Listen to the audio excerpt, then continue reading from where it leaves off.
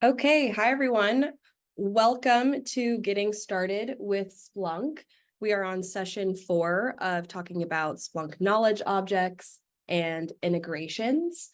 As a reminder, this is session 4 of 5 sessions needed to complete in this mini series, and we're very happy to have you with us today. Before we get started, here's a look at our forward-looking statements.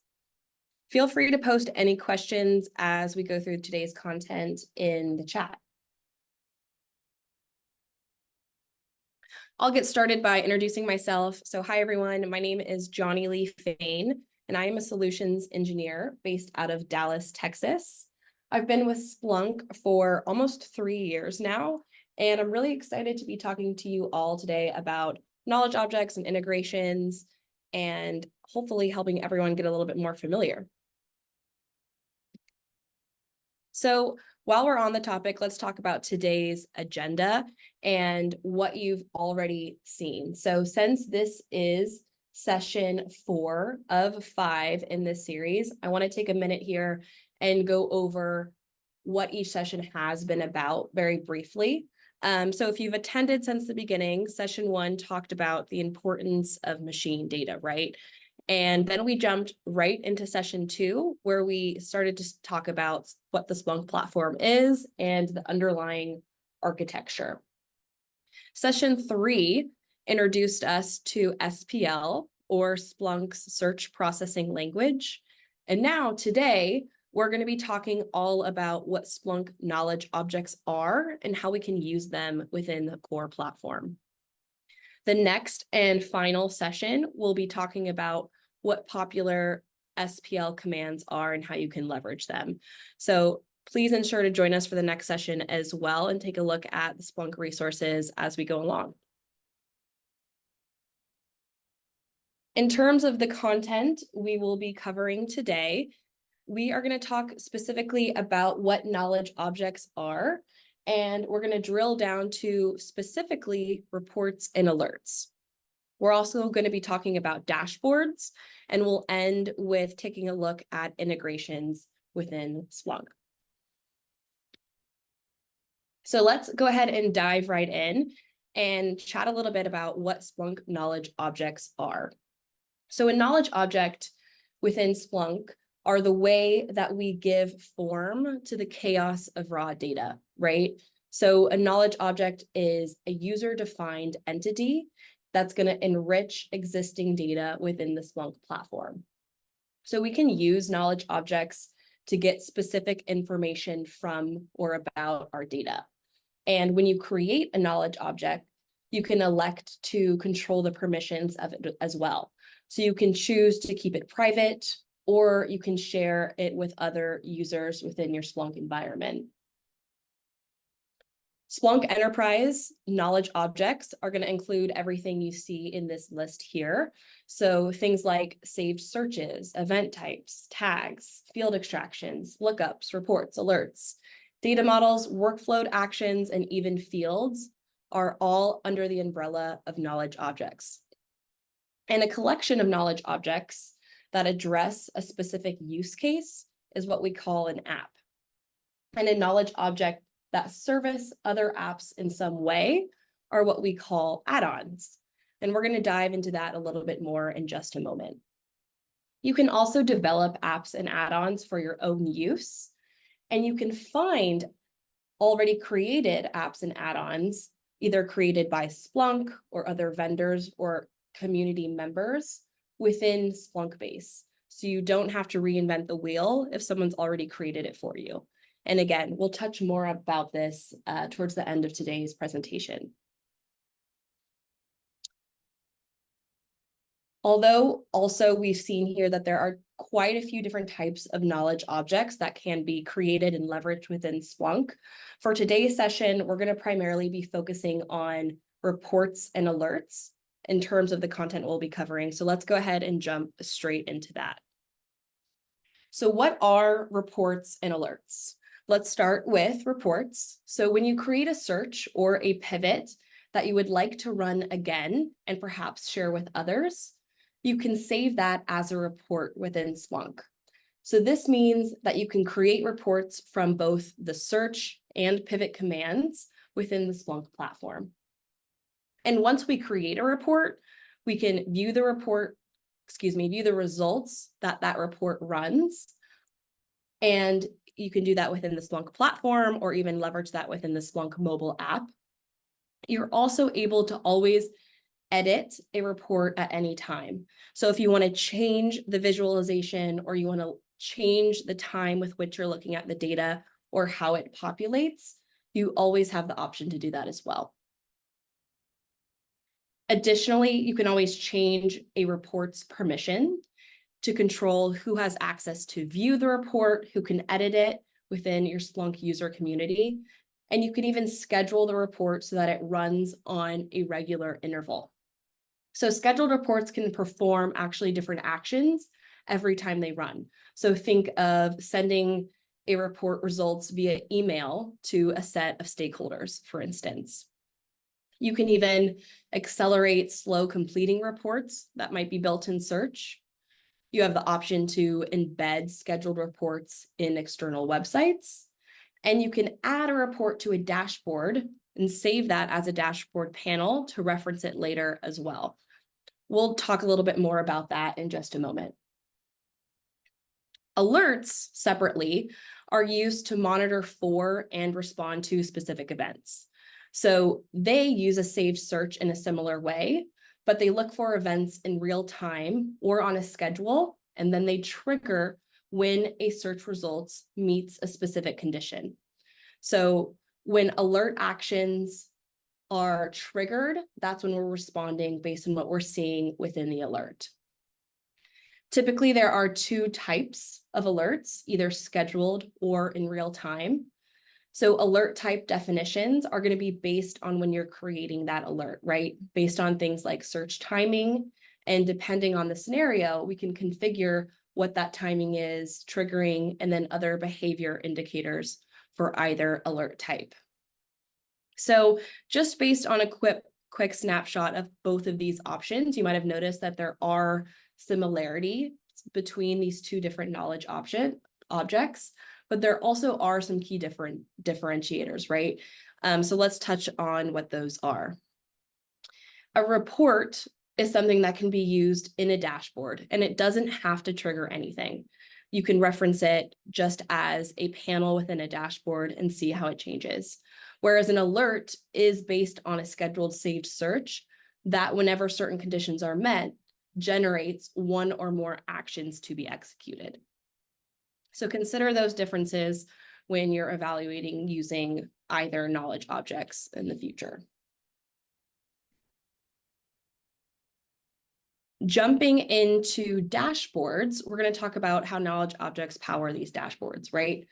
So we have been discussing how we can create reports and saved searches to generate dashboard panels and then easily visualize what's going on in our environment. Now what we're going to do is take a moment to look at some examples of the different kinds of panels and dashboards we could generate based on these reports or saved searches. So the first thing to note here is that when we're creating dashboards in Splunk, we actually have two different options. So you can leverage our classic dashboards or Dashboard Studio. And the big difference between the two is that classic dashboards use simple XML, and Dashboard Studio dashboards use JSON formatted components. So the reasoning behind this is, for many years, Splunk's simple XML dashboards offered a wide range of visualizations and options, right? But however, over time, if we wanted to apply any customizations or changes, like changing chart colors or adding static text, that would often require the use of JavaScript, CSS, or HTML. And that's not always accessible to all Splunk users. And in order to empower our users to create more visually powerful dashboards and dashboards that are better at telling stories, the Splunk team created a new type of dashboard. And that's what we're referencing when we talk about Dashboard Studio. So Splunk Dashboard Studio offers a more intuitive and more streamlined editing experience with the ability to create even more highly customized content, more specific layouts, all without the need to edit underlying code, right? And this makes it a lot easier to edit individual parts of a dashboard that might be visually separate from other components, right? And if you ever need to take a look at the full layout of the underlying code, you're able to navigate to that easier as well. When it comes to Dashboard Studio specifically, we offer two types of layouts that can be leveraged. So the first is a grid layout. And think of this as the layout option that uses a row and column configuration with a snap to quality. So everything's going to snap into place for you. Whereas an absolute layout is going to give you that total freedom when it comes to crafting the dashboard and how you want it to visually appear layout-wise.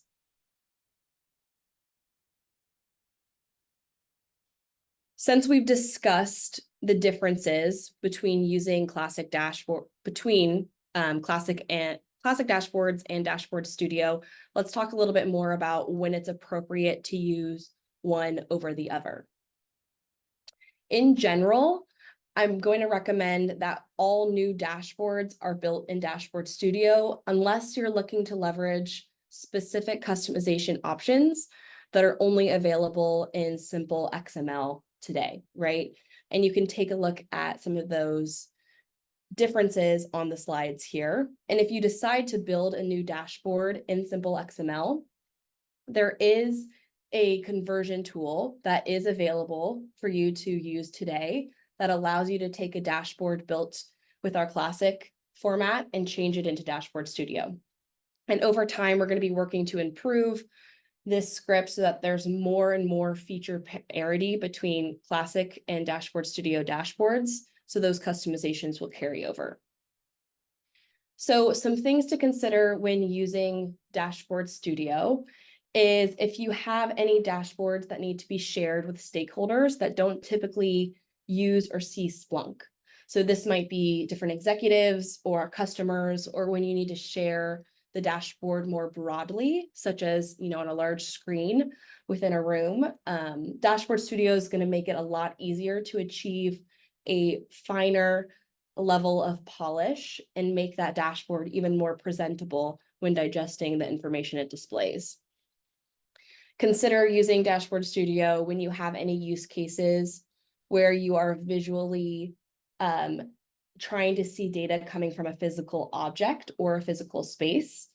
So let's say, for example, if you're collecting data from multiple data centers that are in different locations, you can actually overlay icons and KPIs on a map within Dashboard Studio. Or if you're collecting data from different machinery, you can actually add an image of that machine and overlay those key metrics as well within Dashboard Studio. You might also want to use Dashboard Studio if you require more straightforward interactivity, or you want more inputs to filter your dashboard. If you would like to hide panels when there's no data, or if you want to add links to your dashboard into other searches or other applications. And lastly, I think it's appropriate to use Dashboard Studio if you're relatively a new user within Splunk and you're learning your dashboarding and search skills, right? It's a much more intuitive experience. Otherwise, it's appropriate to continue using classic dashboards when your dashboard requires advanced interactivity. So this might look like token manipulation or setting multiple event handlers on an input or search. Maybe you have complicated token evals or setting tokens from multiple places and interactions. You can also continue to leverage classic dashboards when you need a specific visualization that's available on Splunkbase, but you actually plan to build it yourself from the ground up. And it would also make sense to use a classic dashboard if your dashboard requires custom integrations like collapsible tables or custom popovers or custom actions like making a REST call or writing even to a KV store. So hopefully this is helpful guideline to consider when you're opting which dashboard option to use for your next use case. And over time, we're going to continue to add more capabilities to Dashboard Studio. So there'll be fewer and fewer distinctions like the ones you see here, and you'll be able to build all kinds of different dashboards just within Dashboard Studio. The last thing we're going to cover today is to talk about custom apps and integrations. So previously, we briefly mentioned that apps are packaged solutions containing a collection of knowledge objects that address specific use cases, right? So this means we can store knowledge objects in custom apps for our own internal use, or we can even configure and publish them on Splunkbase so that other Splunkers can leverage them within their own deployments. So Splunk apps usually include knowledge objects like reports, saved searches, lookups, data inputs, alerts, etc. And will also save configurations when it comes to dashboards and different data visualizations. And typically, apps are designed to target a specific type or user or role. This way, when it comes to different users within the same Splunk instance or environment, you can opt to use apps so that different users only see the data that is relevant to them. In addition to this, there are more configurations and knowledge objects that can be leveraged as app developers are looking to create their own custom content. So that includes custom data inputs, alert actions, search commands, REST endpoints, visualizations, things like that. So let's talk briefly about a few times when it might be appropriate for custom apps and when that might be beneficial to you in your own environment. So consider when you are needing to integrate with your organization's products. So when you want to use your company logo, styles, or branding, that's often a good time to use a custom app. When you want to showcase business analytics using custom dashboards and panels, or when you need to work with a specific type of data by providing custom data inputs to map to our Splunk Common Information Model. Also, if you wanted to notify your users that something's happened using custom alert actions, you could package that within a custom app. And if you want to share knowledge objects, like those saved searches we've talked about, like the lookups, reports, or alerts that we saw earlier, in order to provide a task workflow for different roles within your organization, you could configure those permissions appropriately to apply role-based access to those controls. And before anything is published onto Splunkbase, if you're creating custom apps and you want to consider what steps need to be completed before doing that, all apps that are built and published actually go through a vetting process to ensure that they meet security requirements that are expected within our Splunk products. And developers are encouraged to leverage all of the developer resources and documentation that's out there for you in terms of what's possible with building and publishing custom applications. And we actually also offer a free 6-month developer license, and you can use that for development purposes only. This license is going to give you that full access to Splunk Enterprise features and has an indexing allowance of about 10 gigabytes a day. So if anyone's interested in learning more about any of the topics that we've covered today, or specifically developer resources, we can absolutely provide that information to you moving forward. And I definitely recommend navigating to all of the Splunk documentation that covers custom integrations, custom apps, and the knowledge objects that we spoke about today. So that concludes session 4. Thank you all so much for joining us this afternoon. And as a reminder, there's one more session left in this series, and we look forward to seeing you next time as well.